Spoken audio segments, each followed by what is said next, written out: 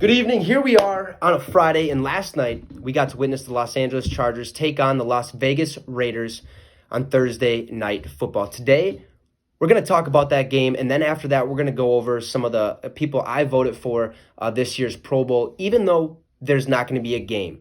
So I just like to give you guys a little bit of a look at who I would put in the Pro Bowl. So, are you ready to get your fix? Well, let's get started with that Thursday night matchup between the Chargers and the Raiders. Being a divisional matchup, I expected this game to go exactly the way it did. Now, this game was an all-out battle. This game really didn't mean anything for the Chargers, as they pretty much don't have a chance at this year's playoffs.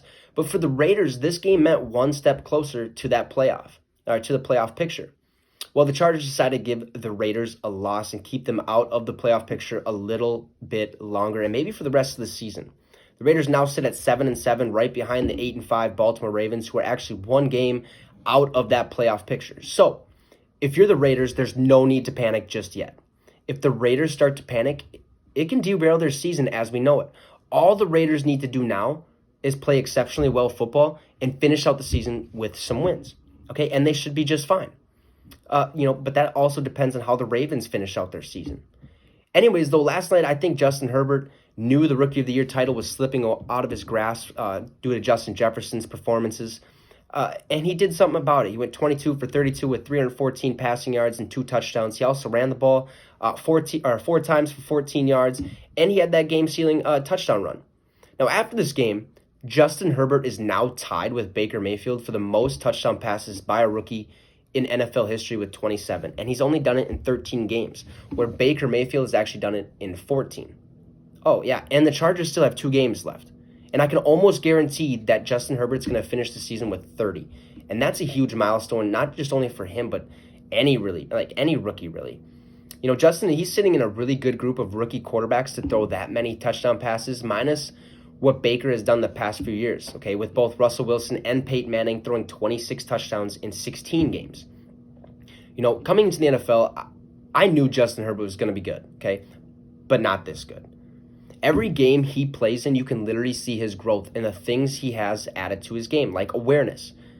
Now, on the Raiders side of things, we got to see Marcus Mariota come into this game after Derek Carr got injured. Now, take in mind, we haven't seen Marcus Mariota throw a pass in about a year and a half. Okay, and last night, I could tell that he hasn't missed a step. This man can sling the ball at a high level and honestly could be a starting quarterback in this league. Now, it might be a little bit of a tease, but he could be a starter for at least 1-2 years. He's just really sloppy with the ball at times, okay? You know, when he first started in his rookie year, 4 touchdown passes, 300 yards, something like that. It was nuts. He did good. And then all of a sudden he finished that year 3-9. So who knows? But, he had a lot of beautiful passes last night. And one really stands out in my mind, which was on his first possession as quarterback. In the start of the second quarter, he had a 35-yard touchdown pass to Darren Waller where, this ball dropped perfectly over Waller's shoulders and into his hands for that touchdown. Okay, it's really hard to kind of explain just how perfect this ball was. And that wasn't the only pass where I was like, wow, okay, this man can still play. Now, with that being said, we still need to see a little bit more from Marcus Mariota before I'm sold on the fact that he can still play at a high level. Yeah, we seen it last night, but we need another game or two. Okay, but from what I was given last night, going 17 for 28 with 226 passing yards and a touchdown and an interception, I think he's going to be fine. I really think Mariota is going to get a chance at a starting job next season, whether it's with the Ravens or Raiders or someone else. But only time is going to tell as of now. Marcus Mariota, at least in my eyes at this point, is the best backup quarterback in all of the NFL. Okay, and I don't want to hear the arguments about it. So with that being said, let's switch gears to the players I voted for the Pro Bowl. Now, to do so, I'm going to give you guys the offensive side of things, where next week I'm going to switch to the defensive side of things. So, for the voting, it gave me about 6 votes per position, and I chose to go with 3 votes for NFC, 3 votes for AFC. I'm going to give you guys the main quarterback, running back, wide receiver, and tight end as of right now. So to start, for the quarterbacks, the NFC, I got Aaron Rodgers, Matthew Stafford, and Kyler Murray. For the AFC, Patrick Mahomes, Josh Allen, and Deshaun Watson. Okay, for running backs, NFC, I got Dalvin Cook, Aaron Jones, and then Alvin Kamara. For the AFC, Derrick Henry, James Robinson, and Josh Jacobs. At wide receiver for the NFC, I got DK Metcalf, Devontae Adams, and Justin Jefferson. For the AFC, Stephon Diggs, Tyreek Hill, and Keenan Allen. Now, finally, we're at tight end. For the NFC, I got Robert Tonyan, TJ Hawkinson, and Hayden Hurst. And for the AFC, I got Travis Kelce, Darren Waller, and Mike Gesicki. Now, take in mind, I voted for these guys strictly because they have performed the best this year. That's what I think the Pro Bowl vote should be.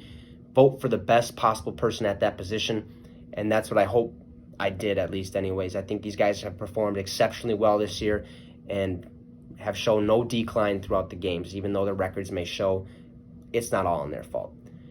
Anyways, that is going to end our discussion today, as now we wait for the Sunday slate of games, and it should be a good one. We got Vikings Saints, I think it's Vikings Bears this week, and Vikings Saints on Christmas next Friday, so that'll be a fun one. But we got a couple good slate of games this week, so just be ready for that. It'll be interesting.